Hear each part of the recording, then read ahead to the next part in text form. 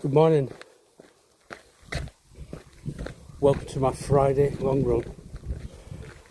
Today is an even longer run because, as you know, I'm doing the Bolton Boundary Way on the 26th of August. So today I'm doing the first 26 or so miles.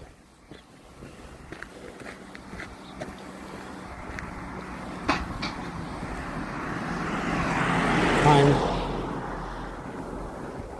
going to be out for about 5 to 6 hours. There's quite a bit of elevation, especially at Winter Hill and Affit side, but it's good to just get this cemented in my memory so that when I start it on the 26th I've got good knowledge of where I'm going.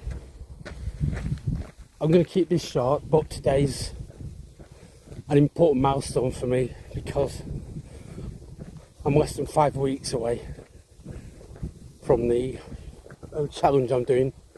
I'm trying to raise money for Parkinson's research. I'll tell you more about that later on. I'm going to go now and get started. Bye. Well, this is the Leeds Liverpool Canal. I usually see a few ducks or herons, but today, as expected, there's no wildlife to be seen. I'm 2.5 miles into my run and I'm taking it nice and easy today because, as I said earlier, it's going to be at least a marathon, 26 miles. I've got 2 checkpoints. So at one of the checkpoints, my wife Tonya is going to meet me, and then I can replace my water, change my socks and my top if necessary, so that I'm fresh for the second part of it. Well, I can see some wildlife. I'm just going to zoom in.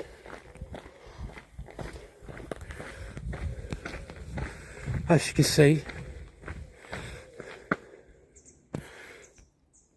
they're all on the bank, staying out of the water for some reason. To be honest, it doesn't look particularly clean, so I don't think I'd want to go in there either.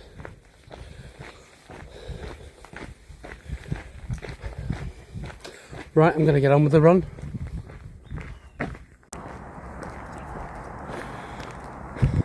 The run's going well. It's not hot. And at least the rain's not appeared yet. People have asked me why I'm doing all this training for this event. Why am I putting myself through this hardship?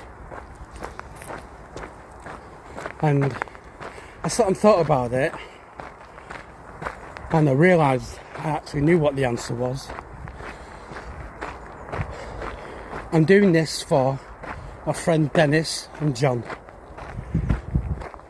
Dennis sadly passed away a couple of years ago, but I saw Parkinson's take hold and strip him of the activity that he had. He was quite old, but he still had all his faculties and he was able to get about, drive his car. And once Parkinson's started to ravage his body, I just saw that decline to the point where he wasn't going out, he couldn't drive his car anymore, and he was virtually a prisoner in his own home.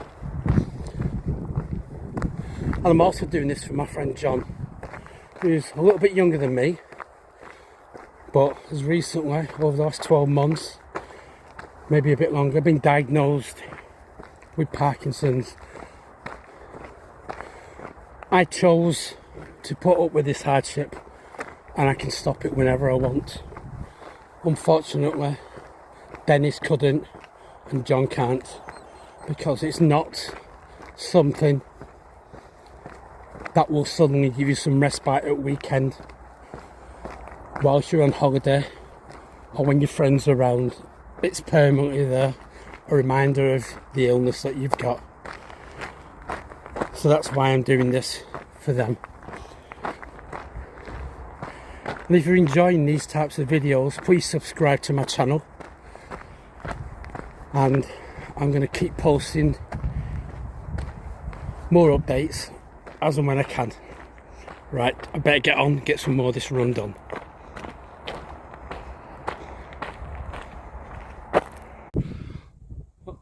I've made it to the Pike Snack Shack, which is near the top of Rivington, and I'm joined by I think it's a chocolate Labrador. This is the Pine Shack. If you're up here going for a run and you need some refreshments, definitely worth coming down there, especially if you're going up towards Rivington Pike over there. I'm going to go up this way towards Two Lads and then over to Winterhill. But it looks like he's having a good time. It's been really enjoyable so far.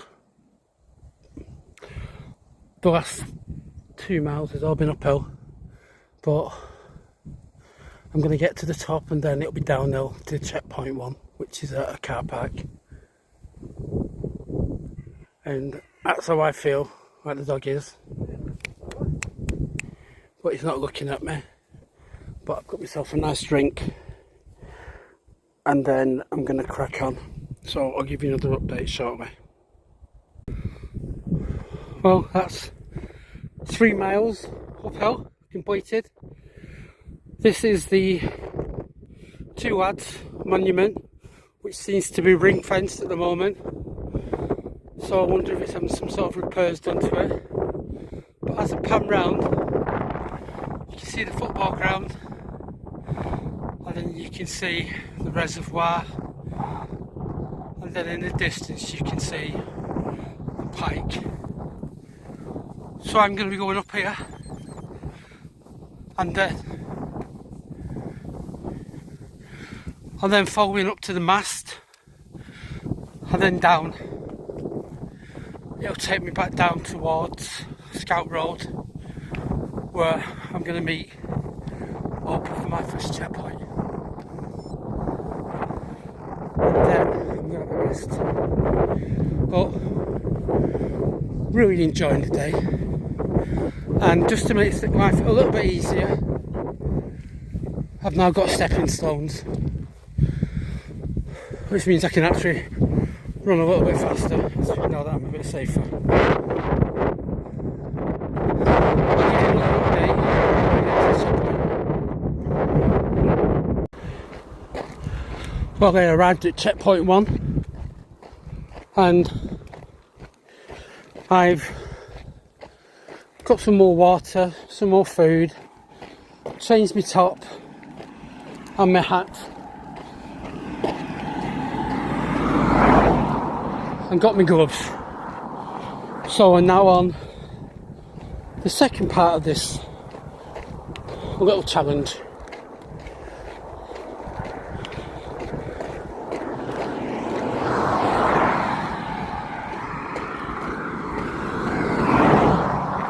The weather's been really good and I've seen a few animals. I can see a horse up above.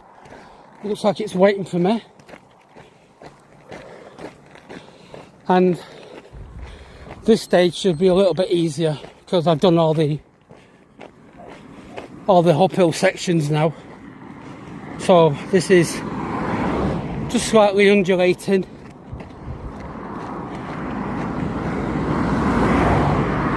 But them are the views I've got now, which are really good.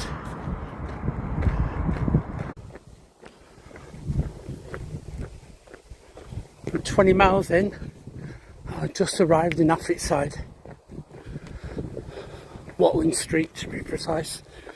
This is the official start of the Bolton Boundary Way. I don't suppose it matters where you start it as long as you get back to it and you complete the loop. It was just better for me to start it near where I lived. But this is full 1 mile uphill, so that's going to be fun.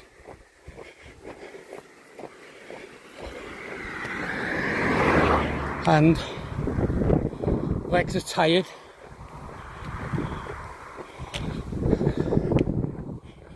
But I'm just going to keep going. Only 6 more miles to go. Or a 10k. Or 2 5ks. Whichever one sounds better. Okay, I'm going to go now. Bye.